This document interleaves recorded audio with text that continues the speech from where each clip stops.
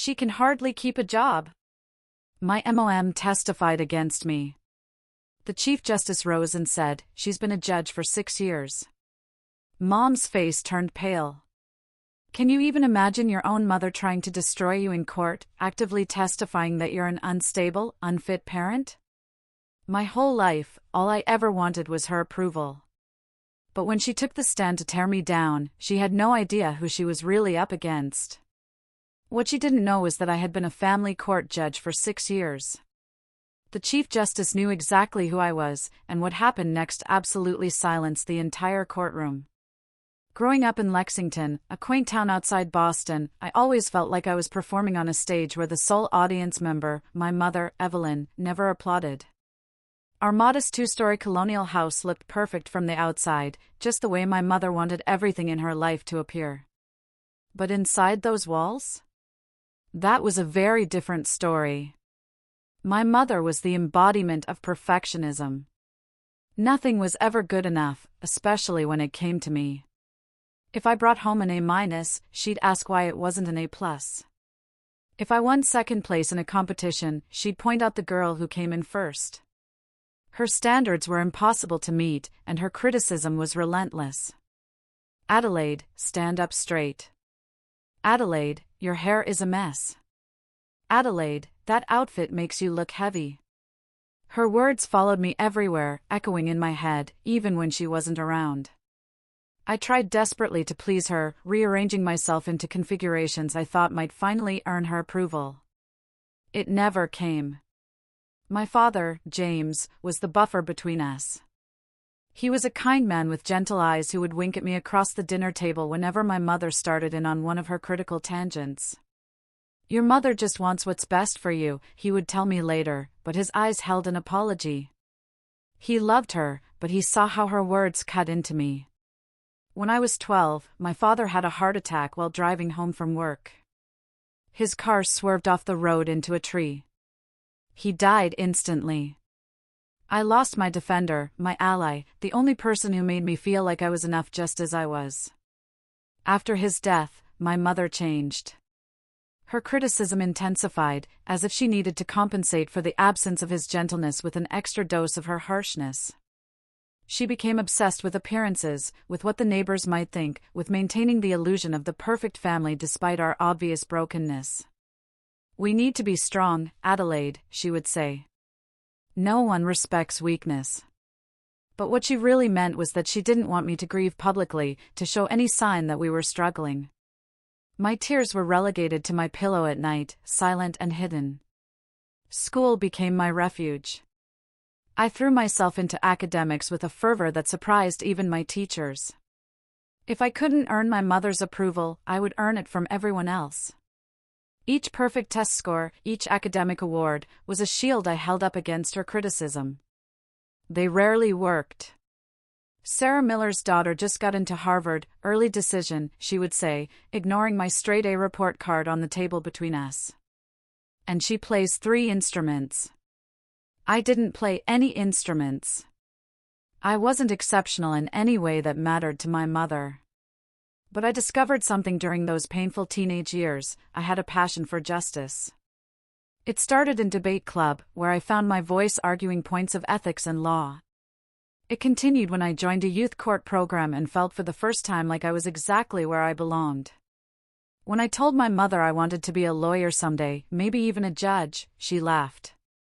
Not a kind laugh, but the dismissive kind that made my stomach turn. "Be realistic, Adelaide. Those positions are for people with connections, with pedigrees. Focus on something attainable." In that moment, standing in our kitchen with my future dreams freshly ridiculed, something shifted inside me. Her words, instead of crushing me, as they usually did, hardened into a determination that would carry me forward. I would become a judge, not despite what my mother believed about me, but because of it. I would prove her wrong. College applications became my secret rebellion. I applied to 17 schools without telling my mother about most of them. When the acceptance letters started arriving, including one from Boston University with a partial scholarship, I felt a surge of power.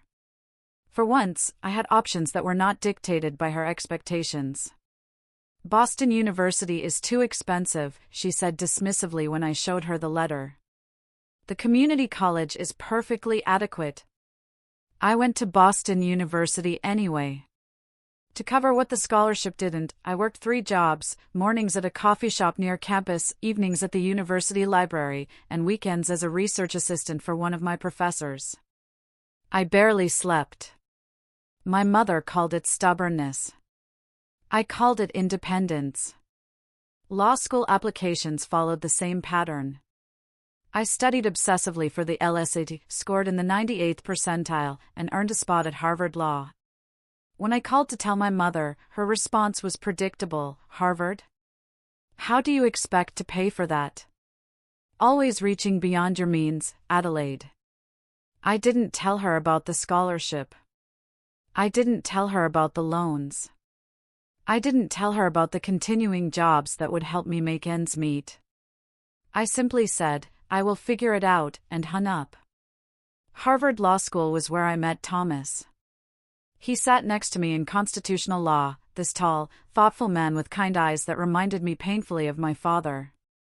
Unlike everyone else who seemed to be competing for attention, Thomas asked questions that showed he was actually listening to the answers.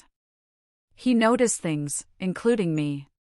You never talk about your family, he observed one night as we studied together in the library. We had been dating for 3 months by then. Not much to talk about, I replied, keeping my eyes on my textbook. Everyone has a story, he said quietly. That night, I told him about my mother, about her impossible standards and constant criticism, about how I had spent my entire life trying and failing to be good enough. Thomas listened without interrupting, and when I finished, he took my hand. She's wrong about you, he said simply. And someday she will realize that. I married Thomas in our final year of law school. My mother attended the small ceremony, her lips pressed into a thin line of disapproval. Are you sure about this? She asked as she straightened my simple dress in the back room of the courthouse where we held the ceremony. Marriage and a career do not mix well. You will have to choose eventually. I didn't bother responding. I was done trying to convince her of anything. After graduation, Thomas and I both found positions at firms in Boston. His focus was corporate law. Mine was family law. I worked 70-hour weeks, determined to distinguish myself. When an opportunity came to clerk for a judge, I leapt at it.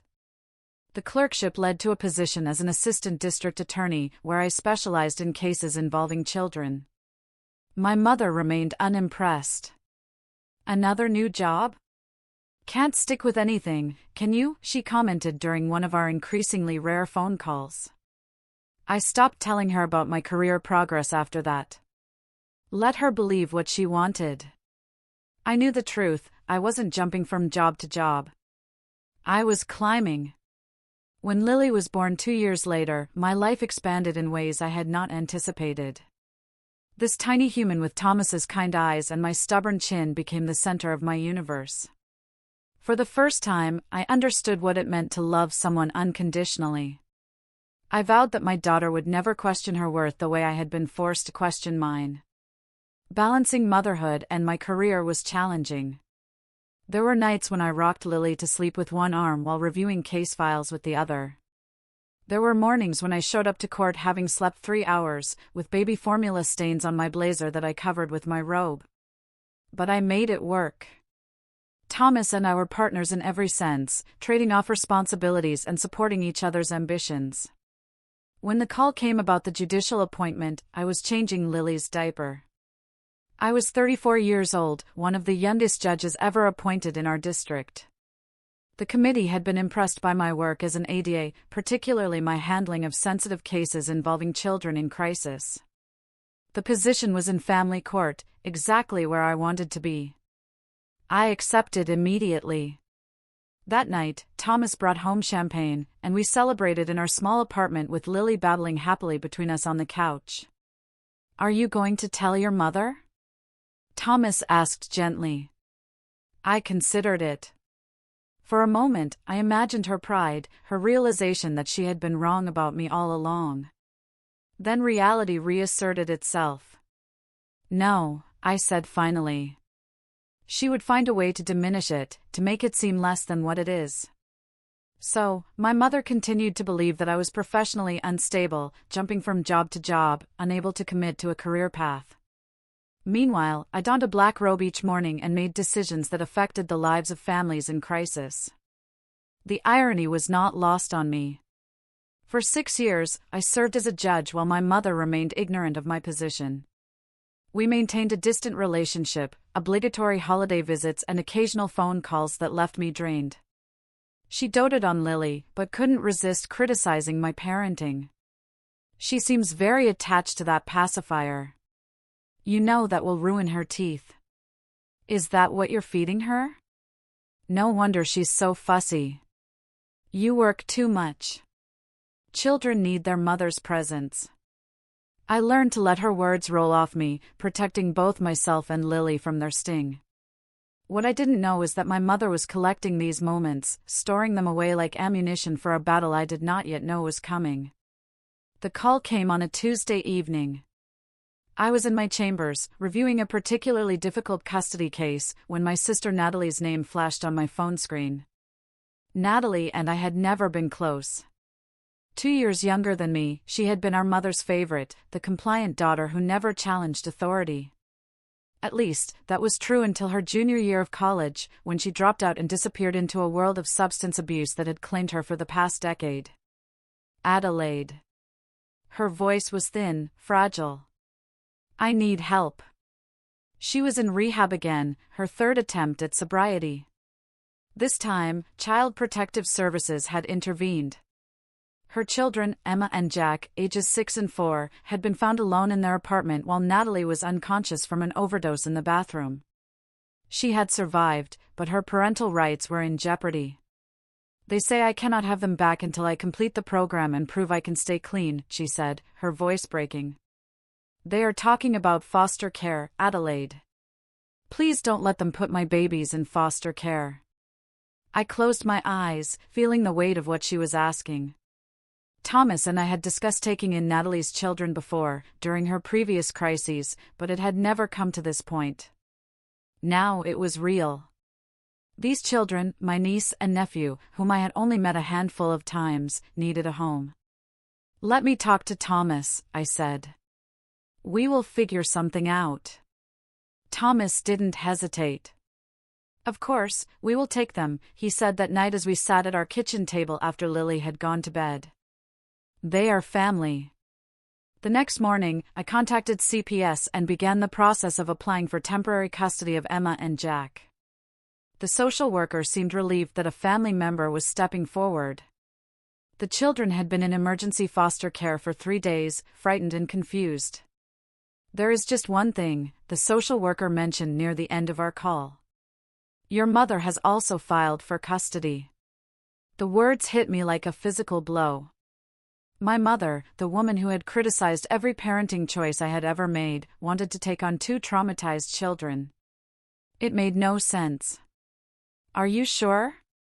I asked stupidly. Yes, Evelyn Peterson filed yesterday. She said she is the maternal grandmother and believes the children would be better off with her. A cold feeling settled in my stomach. This was not about Emma and Jack. This was about control, about proving that she, not I, knew what was best for children. It was the ultimate statement of her lack of faith in me as a mother. I tried calling her immediately, but she didn't answer. Instead, she sent a text, "We will let the courts decide what is best for the children." The courts. My domain, except that I couldn't preside over a case involving my own family, and my mother knew that. What she didn't know is that I would be appearing in court, not as a judge, but as a petitioner for custody, revealing my profession in the process. The first mediation session was scheduled for the following week. I took personal leave from my judicial duties, citing a family emergency. The Chief Justice, Morgan Thompson, was understanding. She was a mother herself and had been a mentor to me since my appointment. Take whatever time you need, she said. Family comes first. I arrived at the mediation room to find my mother already seated, her posture rigid, her face set in that familiar expression of disapproval. She wore a navy blue suit that looked new. Her hair freshly colored and styled, every detail calculated to project the image of a capable, responsible grandmother. "Hello, Mother," I said, sitting across from her. "Adelaide," she nodded slightly. "I assume you understand why I had to do this." "Actually, no. I do not understand at all. Thomas and I are perfectly capable of caring for Emma and Jack." She gave a small, dismissive sniff. "You have always put your career first. These children need stability, attention, proper guidance. They need someone who will be present." The mediator, a kind-faced woman named Patricia, entered before I could respond to this insult. She explained the process and asked us each to state our case for why we should have custody of the children. I spoke of our home, with its spare bedroom that could easily accommodate both children. I talked about Lily, who was excited to meet her cousins. I explained that Thomas and I had flexible work arrangements that would allow us to be available for the children while maintaining our careers. Then my mother spoke, and I felt the ground shift beneath me. "My daughter," she began, her voice dripping with concern, "has never been able to maintain stability in her life. She jumps from job to job, never settling, always chasing the next opportunity. Her husband works long hours, and she leaves her own daughter with a nanny most days. These traumatized children need constant care and attention, which I am prepared to provide. I am retired, with a comfortable home and savings. I can dedicate myself to them fully." The mediator looked at me. "Would you like to respond to your mother's characterization of your employment history?" I opened my mouth, then closed it. A part of me wanted to shout the truth, *I am a judge. I have held the same position for 6 years, *, but another part, the wounded child still seeking approval, could not form the words. Instead, I said, "My employment is stable. I can provide documentation." My mother smiled thinly. "We will see."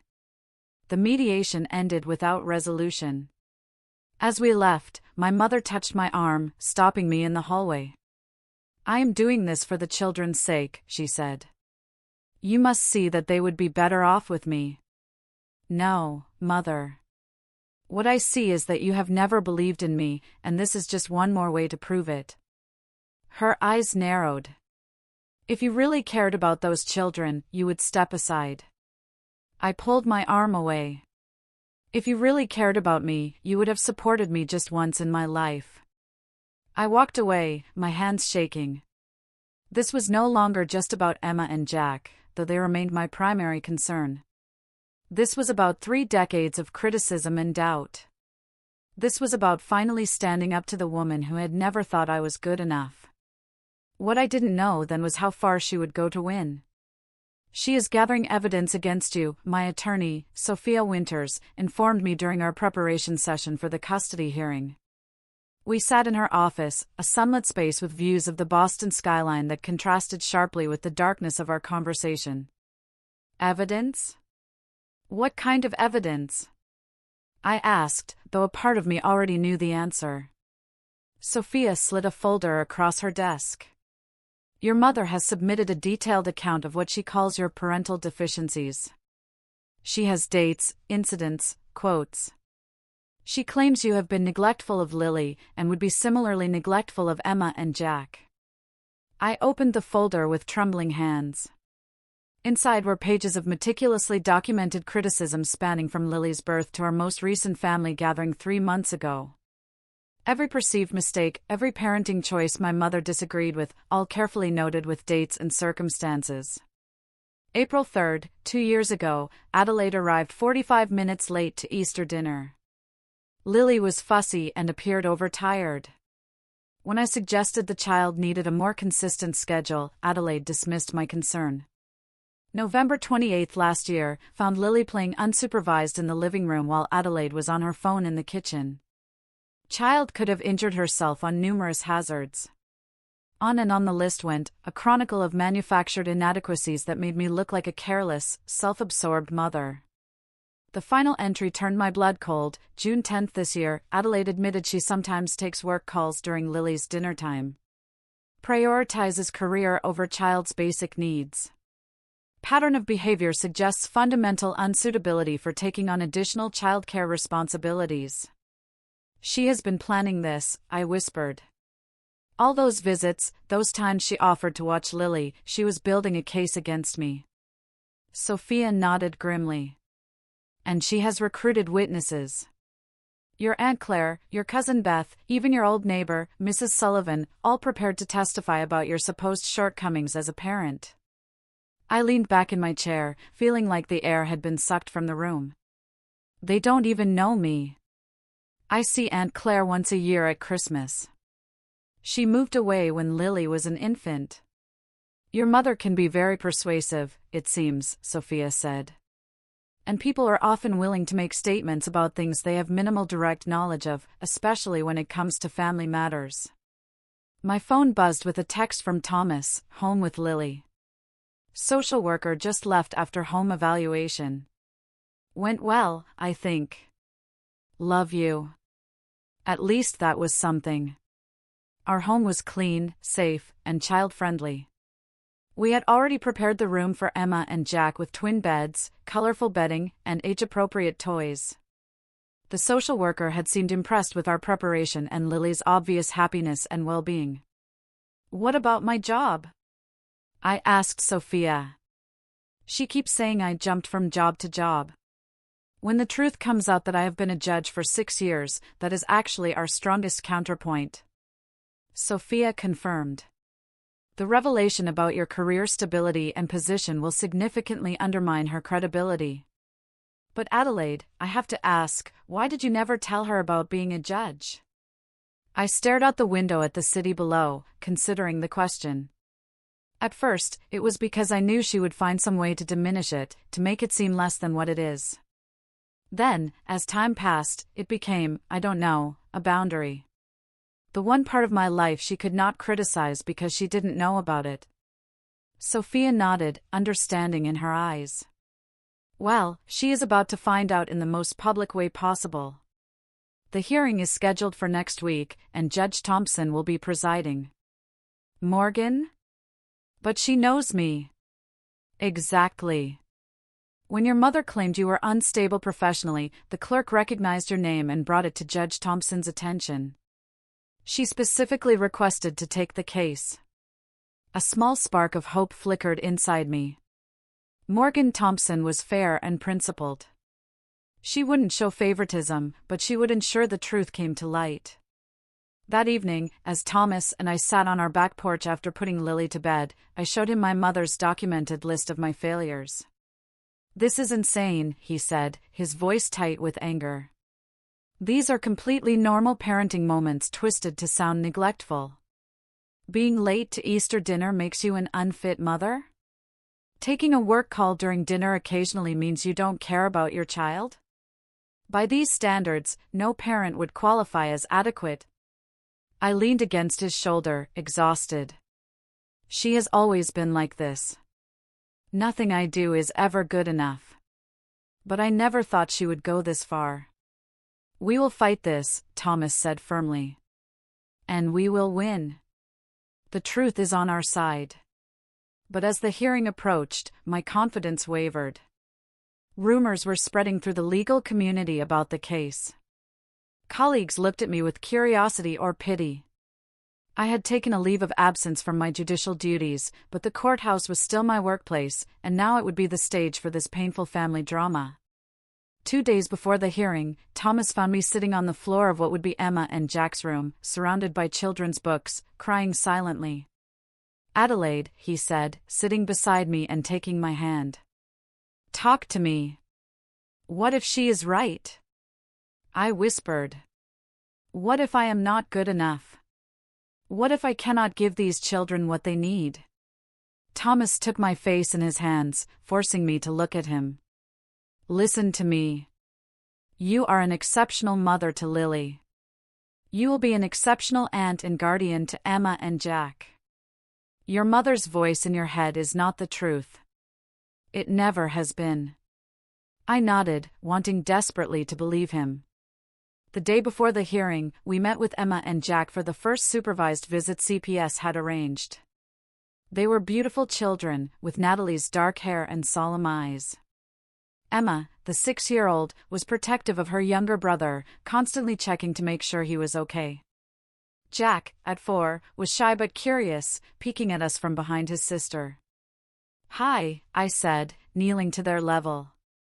"I am your Aunt Adelaide, and this is your Uncle Thomas, and this is your cousin Lily."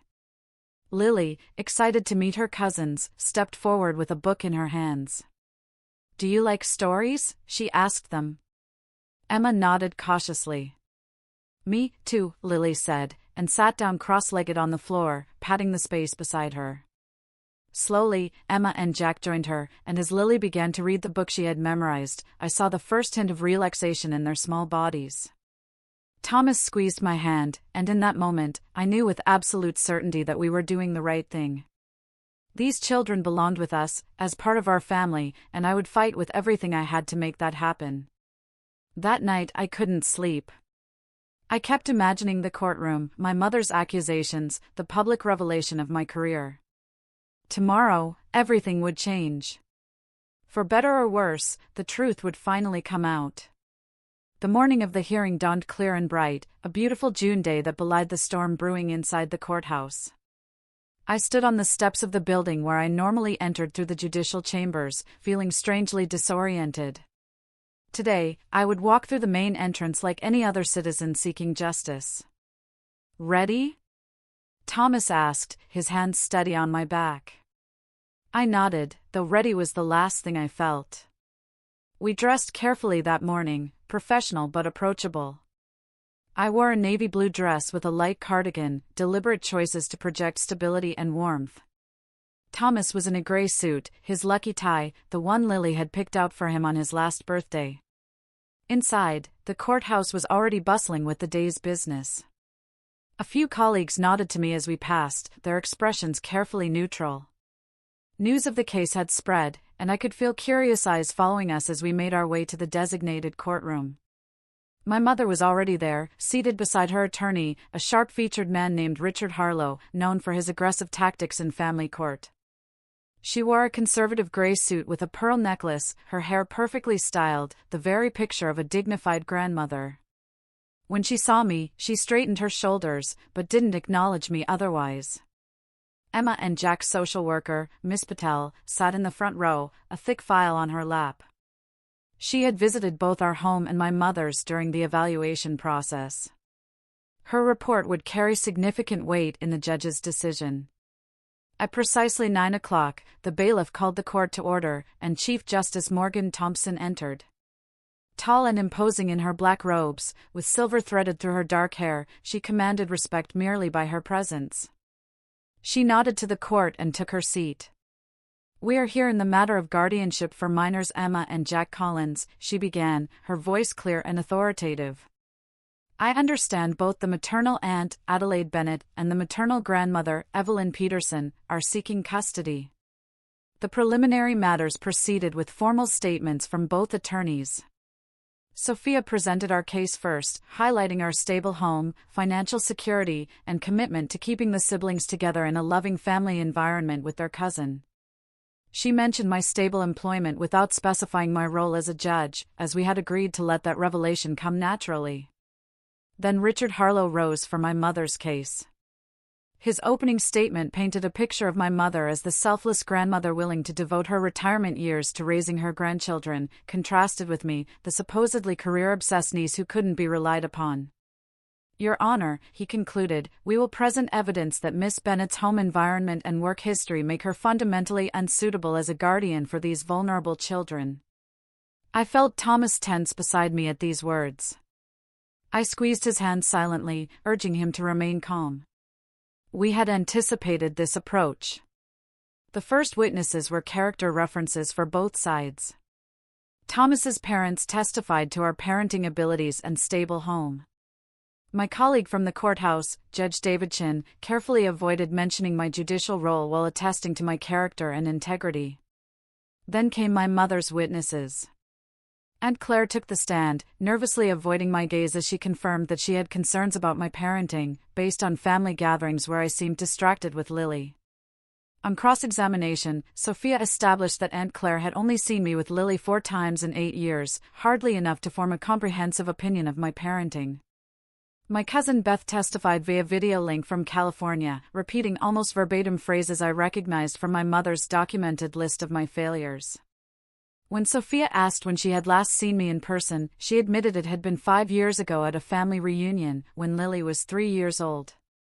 By mid-morning, it was my mother's turn to testify. She settled into the witness stand with the composed confidence of someone who believed absolutely in her own righteousness. Richard Harlow led her through prepared questions about her relationship with Emma and Jack, her home, her financial stability, and her availability to care for the children. Then came the attack I had been dreading. "Mrs. Peterson, do you have concerns about your daughter's ability to provide a stable home for these children?" Harlow asked. My mother sighed, a performance of reluctance that made my teeth clench. "I don't want to speak ill of my daughter," she began, the very definition of speaking ill. "But Adelaide has always struggled with commitment and follow-through.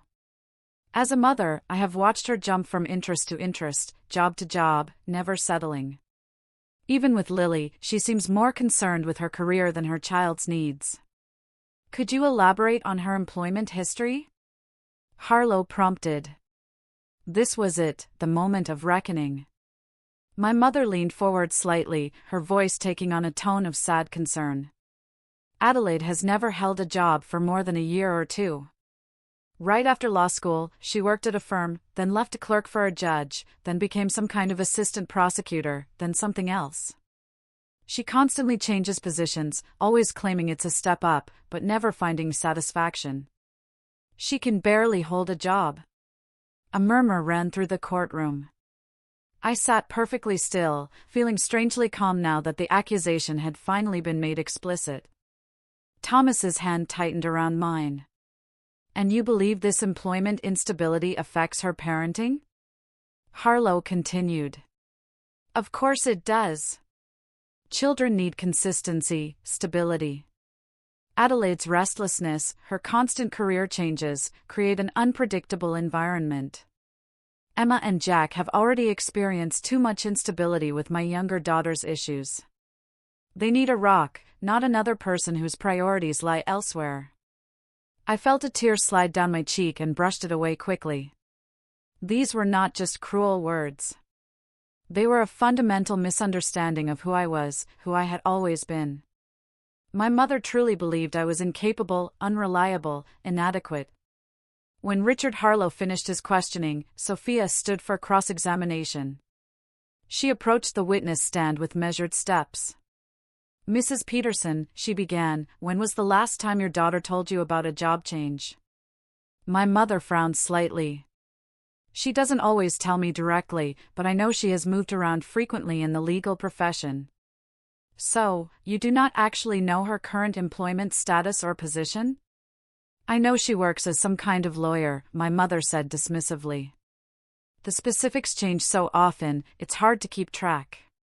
Sophia nodded thoughtfully. "Your Honor, I would like to introduce evidence regarding Miss Bennett's employment history." Chief Justice Thompson nodded. "Proceed." Sophia handed a document to the court clerk, who passed copies to the judge, my mother's attorney, and my mother. "This is a verified record of Adelaide Bennett's employment history since graduating from Harvard Law School 8 years ago." My mother glanced at the paper, her expression unchanged. "Mrs. Peterson, would you please read the final entry on that employment record?" Sophia requested. My mother squinted at the document. It says, "Family Court Judge, Massachusetts 6th District, duration 6 years to present." She looked up, confusion crossing her features. The courtroom had gone completely silent. Every eye moved between my mother and me. Chief Justice Thompson cleared her throat. "For the record," she said, her voice resonating in the quiet room, "I can confirm that Adelaide Bennett has served as a judge in this very courthouse for the past 6 years. She is one of the youngest judges ever appointed in our district and has an exemplary record on the bench, particularly in cases involving children's welfare. My mother's face went white. Her hand, still holding the employment record, trembled visibly. She has been a judge for 6 years? The Chief Justice repeated, the words hanging in the air like a verdict. Richard Harlow leaned over to whisper something to my mother, who shook her head slightly, still staring at me with an expression of disbelief. Mrs. Peterson, Sophia continued gently. Given this information, would you like to revise your statement about your daughter's employment stability? My mother swallowed hard. I was not aware of this position. Because your daughter stopped informing you about her career achievements after years of having them dismissed and criticized. Is that correct? Before my mother could answer, Richard Harlow stood. Objection, Your Honor. Counsel is testifying. Sustained, Chief Justice Thompson said. Miss Winters, please rephrase. Sophia nodded. Mrs. Peterson, when was the last time you expressed pride or approval regarding one of your daughter's career accomplishments? My mother's gaze dropped to her hands. I do not recall specifically. No further questions, Your Honor, Sophia said, returning to her seat beside me. As my mother stepped down from the witness stand, her shoulders slumped in a way I had never seen before. For the first time in my memory, she looked small.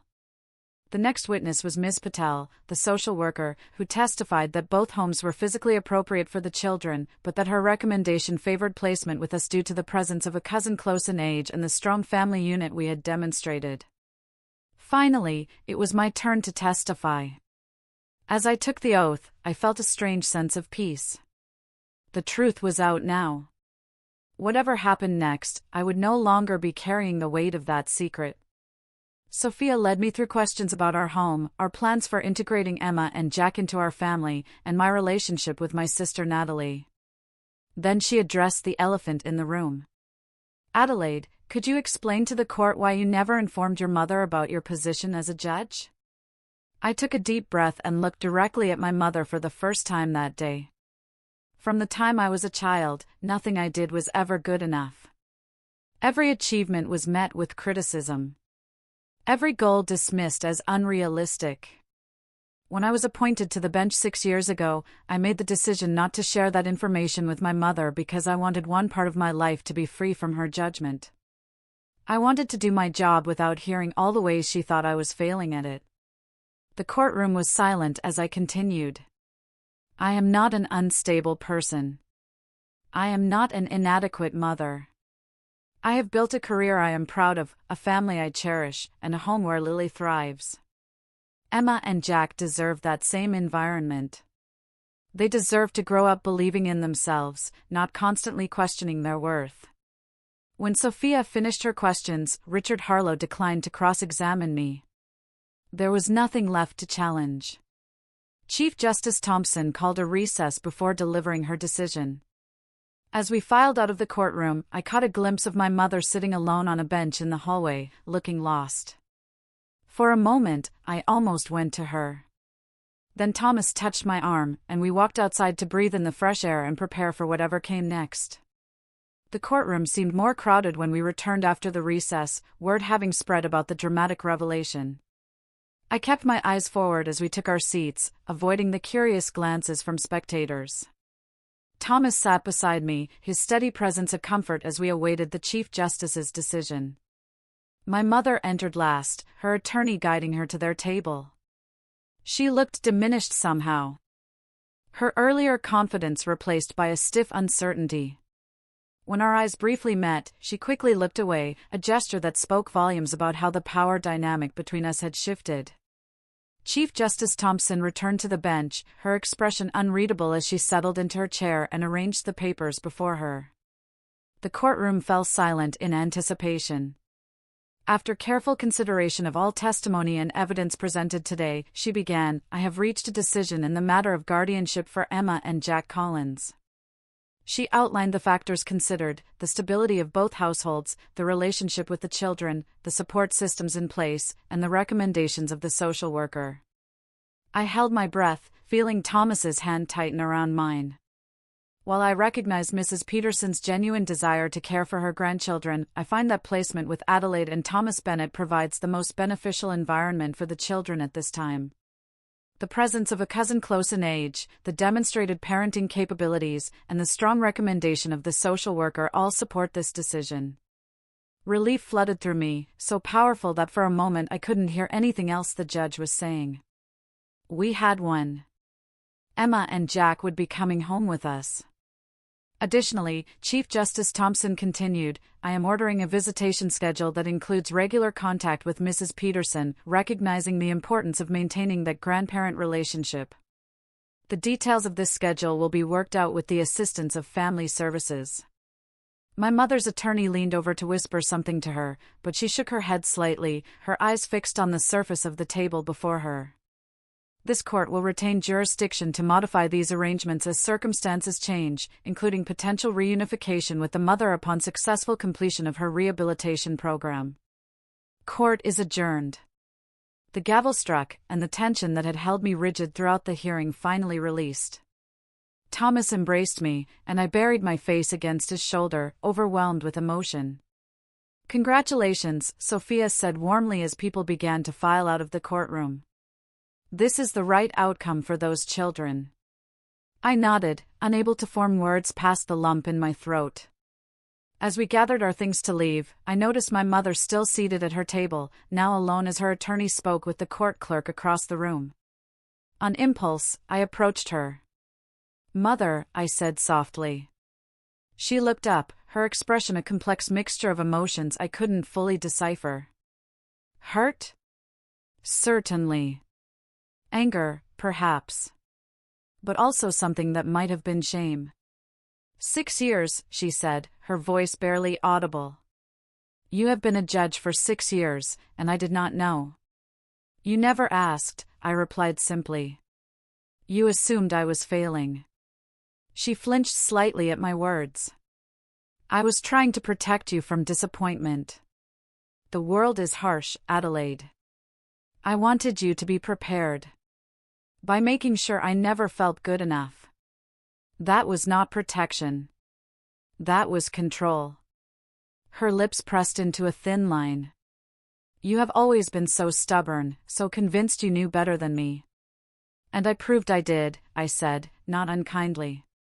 Mother, I built a life you know nothing about because you never bothered to really see me, to listen to me. You created a version of me in your head that does not exist. She looked away, gathering her purse and standing abruptly. The judge said I get visitation with the children. Yes, and we will honor that. But there will be boundaries. Mother, I will not allow Emma and Jack to grow up feeling the way I did. Constantly criticized and diminished. I never, she began, then stopped. For perhaps the first time in our relationship, she seemed at a loss for words. We can talk about arrangements next week, I said. For now, Thomas and I need to prepare for bringing Emma and Jack home. I turned to go, but her voice stopped me. Adelaide. She hesitated. Congratulations on becoming a judge. That is quite an achievement. The words were stiff, awkward, as if she was speaking a foreign language, but they were the closest thing to approval she had offered me in decades. I nodded once in acknowledgement, then walked away to join Thomas and Sophia by the door. Outside the courthouse, the bright afternoon sunlight felt symbolic, illuminating a new chapter in all our lives.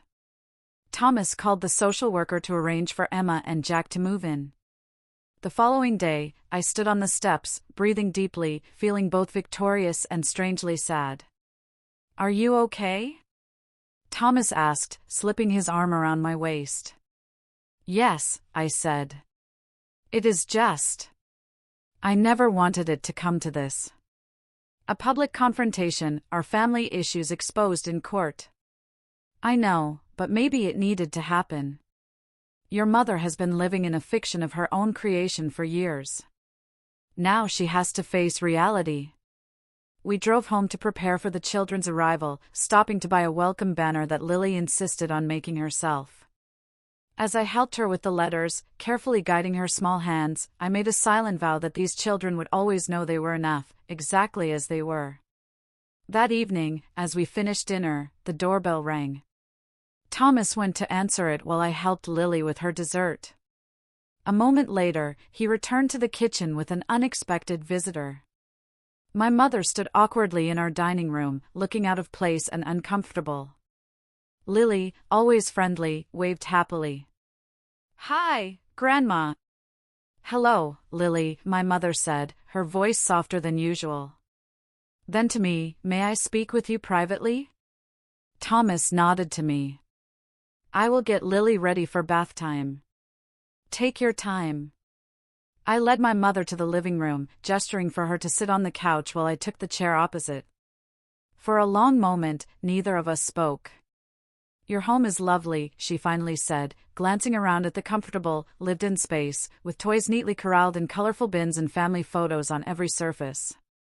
"Thank you," I replied, waiting for whatever had brought her here. She smoothed her skirt over her knees, a nervous gesture I had rarely seen from her.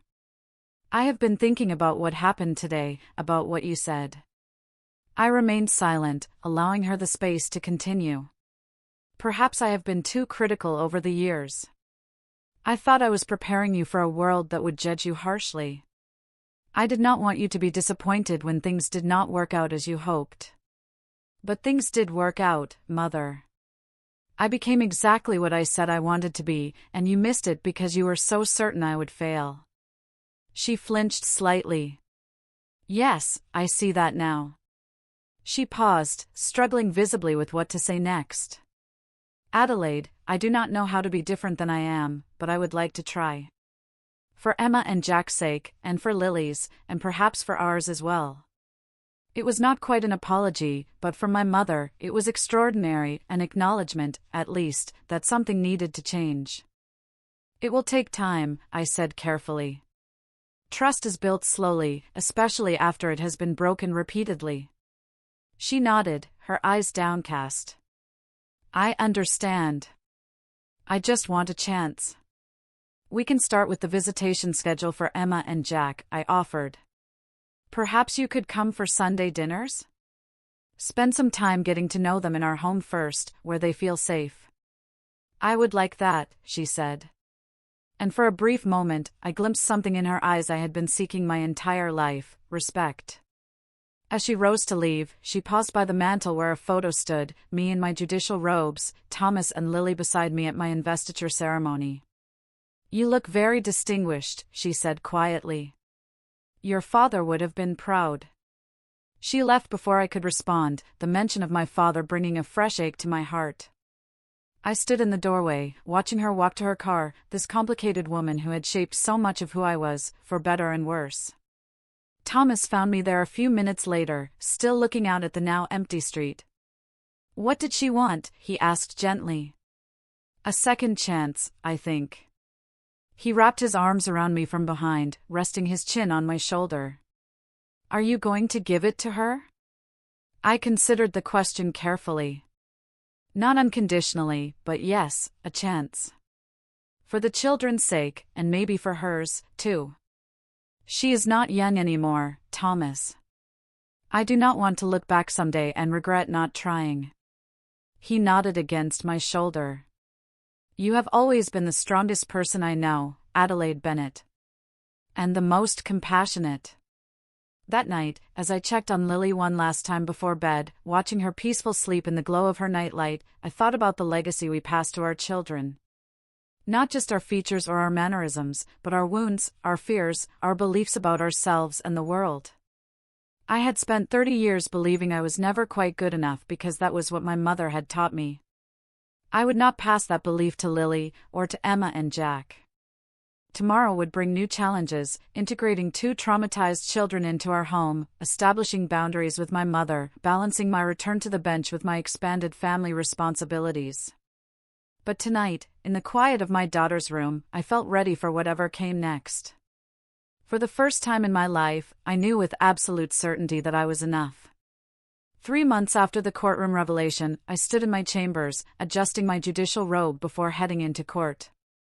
The familiar weight of the black fabric settled on my shoulders, a physical reminder of the authority I had earned and the responsibility I carried.